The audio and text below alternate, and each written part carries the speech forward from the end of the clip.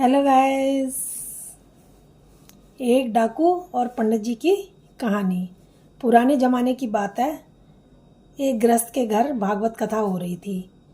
वहाँ पर कथा का आयोजन हो रहा था और पंडित जी कथा सुना रहे थे।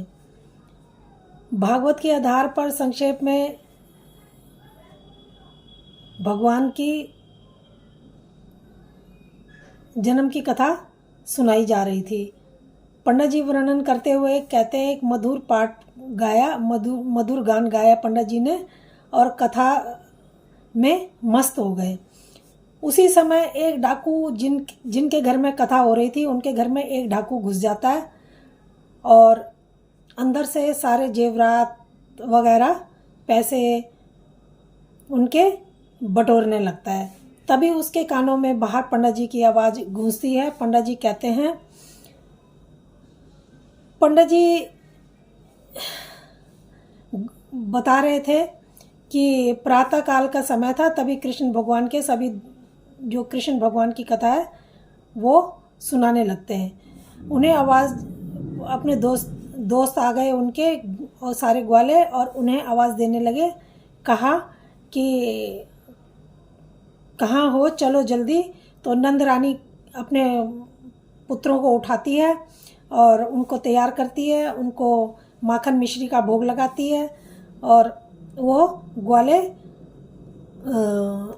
उनको ग्वालों के साथ में वो जाते हैं। नंद रानी ने उनको आभूषण, तरह तरह के आभूषण कीमती पहनाए होते हैं और गले में, हाथ में, कमर में, सिर में मोर मुकुट सब कुछ लगाया होता है। सब उसका पंडित जी वर्णन कर रहे थे।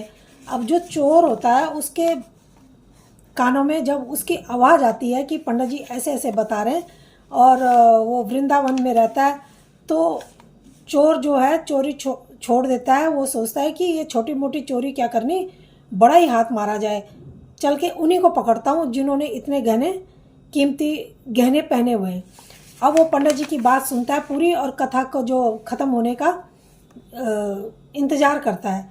जब कथा ख़त्म होती है, सब अपने अपने घरों को चले जाते हैं, तो वो पंडित जी को पकड़ता है, पंडित जी के पास जाता है और बोलता है, पंडित जी अब मेरे को विस्तार से बताओ कि वो आप बता रहे थे कि वो जो बालक हैं दो, वो इतने आभूषण पहनते हैं कीमती और वृंदावन में रहते हैं।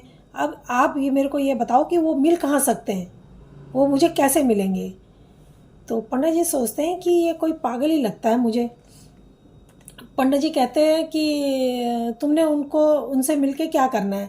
कहता नहीं, मैं उनसे मिलके उनके गहने चुराना चाहता हूँ और एक बार ही बड़ा हाथ मार लूँगा तो बार बार इतनी मेरे को चोरी के लिए कष्ट नहीं उठाना पड़ेगा।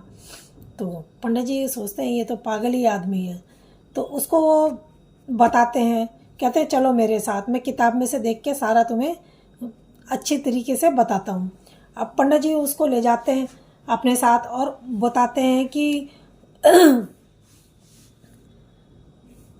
बताते हैं उसको कि एक रास्ते में एक तुम्हें सुंदर सा हरा भरा ग्राउंड मिलेगा, उसके आगे जाके जंगल है, वहाँ कृष्ण भगवान, वहाँ जो कृष्ण है वो अपने ग्वाला जो है, और भी ग्वाले होते हैं उसके साथ में, वो वहाँ जाके गाय चराते हैं।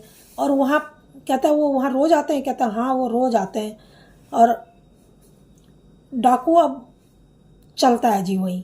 अब वहाँ जाता है और विचार करता है कि कब सवेरा हो और कब वो ग्वाले को पकड़ सके वहाँ पर।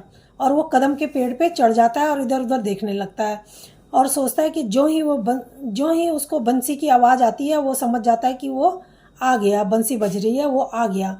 अब उसकी बंसी की आवाज़ सुन के वो नीचे उतरता है और कहता है बंसी की आवाज़ तो अब पास आती जा रही है। अब वो पेड़ से उतरता है और देखता है तो कृष्ण भगवान उसके सामने खड़े होते हैं। अब वो उनका रूप को देखकर मंत्र मुग्ध हो जाता है और कहता है इतने छोटे बच्चे को बताओ, इसकी माता गायों के साथ में इस जंगल में भेज देती है और उसको दया नहीं आती है इन बच्चों के ऊपर। और वो ऐसे ऐसे विचार करने लगता है, कैसे मैं इनके जेवर चुरा सकता हूँ, कैसे मैं इनके जेवर ले सकता हूँ, मैं तो नहीं ले सकता हूँ। अब वो मन में ऐसे ही विचार कर रहा था। अब वो भगवान क्या, कृष्ण भगवान उनसे पूछते हैं कि तुम हम, कहता मैं तुमसे बहुत मिलना चाहता था। वो कहता है कि क्यों मिलना चाहते थे?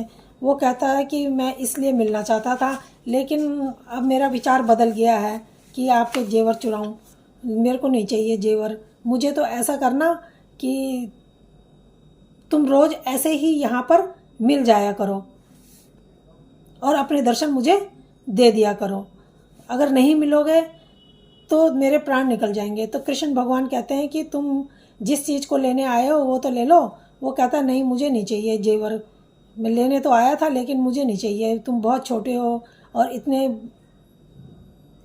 अच्छे हो, इतने प्यारे हो। तुम्हारे को देखकर तो मैं, तुम्हारे माँ बाप तुम्हें मारेंगे अगर मैं तुम्हारे ये जेवर ले लूँगा। वो कहता है मुझे कोई नहीं मारेगा। हमारे पास, हम राजा हैं, राजा के बेटे हैं, और हमारे पास ऐसे ऐसे बहुत से जेवर हैं, इसलिए हमें कोई फ़र्क नहीं पड़ता अगर तुम इनको ले लोगे। तुम बोलो तो मैं और भी तुम्हें ऐसे ला के दे सकता हूँ। वो कहता नहीं नहीं, मुझे कुछ नहीं चाहिए और मुझे सिर्फ तुम्हारे दर्शन चाहिए। तुम रोज़ आके मुझसे मिल लिया करो और हम बातें करेंगे। तो भगवान उनको दे देते, उसको फिर भी वो दे देते हैं। कहते हैं ये लो, तुम मेरी तरफ से ये ले लो, और पर मैं तुमको रोज़ मिलूँगा फिर भी। तो वो जेवर लेके वो पंडित जी के पास जाता है चोर, और पंडित जी को दिखाता है कि देखो मैं उससे ये जेवर लेके आ गया हूँ।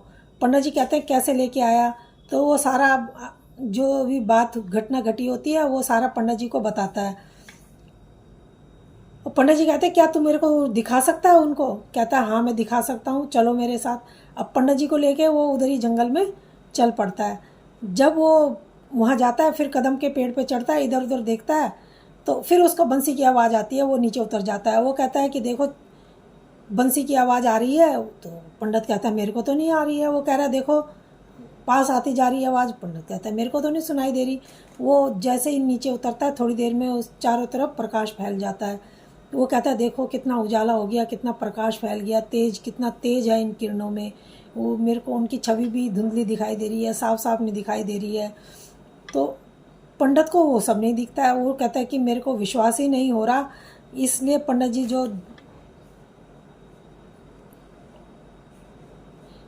फिर तब तक क्या होता है, कृष्ण भगवान जी सोचते हैं कि मैं, वो कहता है भगवान अगर तुम इनको नहीं दिखोगे तो ये झूठ मानेंगे और मुझ पर विश्वास नहीं करेंगे। तो एक बार प्रकट होके इनको अपना छवि दिखा दो जिससे ये मुझ पे विश्वास कर सकें। अब वो कृष्ण भगवान जी अपना वहाँ पर प्रकट होते हैं और पंडित देखता है तो उनके पैरों में नतमस्तक हो जाता है, भगवान के पैरों में। और भगवान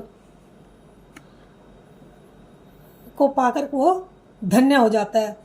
फिर जैसे ही वो उठता है तो भगवान वहाँ से अदृश्य हो जाते हैं और उसको जो दिखा था वो सब उनको भूल जाता है, ताकि वो भगवान उससे सब भुलवा देते हैं। तो दोस्तों आपको ये कहानी कैसी लगी? अगर अच्छी लगी तो प्लीज़ लाइक और सब्सक्राइब जरूर करना। धन्यवाद।